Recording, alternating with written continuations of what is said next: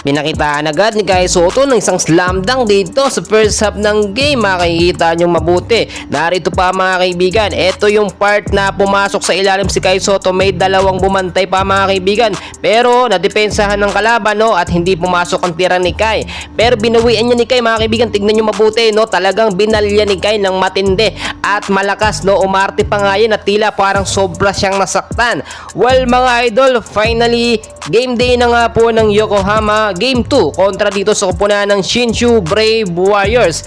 At nasa first 5 po ang ating pambato na si Kai Sotto. Nung first quarter mga kaibigan, nakita po ninyo, no, maganda yung performance na pinapakita ng ating pambato na si Kai Sotto.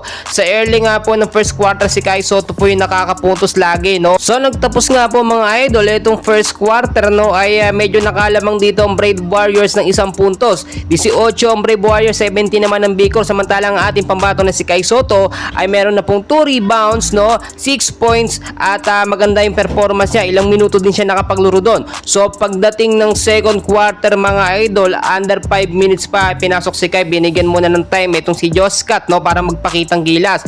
Ito naman, nakabawi agad ang ating pambato. Meron na agad siyang 10 points, no, at 3 rebounds dito sa second quarter, no. Pero dito medyo natatambakan na ng Shinshu Brave Warriors itong Bicol sa score na 48-36. Dito sa third quarter mga kaibigan, ang gandang estratehiya ang ginawa ni Coach Aoki Taketo. Pinagsabay ba naman, no, etong si Josh Scott at Kai Sotto. Kaya kung makikita nyo mga kaibigan, malakas yung depensa ng Yokohama dito sa third quarter, pero halos wala ding nangyari kasi nagkakapaan itong si Josh Scott at si Kai Sotto. Hindi sila sanay na laging magkasama sa loob, pero dahil nga mahina yung depensa ng Yokohama, dinagsabay silang dalawa ni Coach Taketo. Pero lalong umanda ring score ng kalaban, imbis na mabawasan, no. Nakita nyo, nagtapos yung third quarter 62-46. 46 yung Bicol, pero si Kai Sotto natin, okay naman yung performance niya, no. Meron po siyang 11 points, 4 rebounds at isang assist. So dito po sa fourth quarter, medyo limited yung time ng ating pambato na si Kai Sotto. Binigyan ng pagkakataon dito sa early in fourth quarter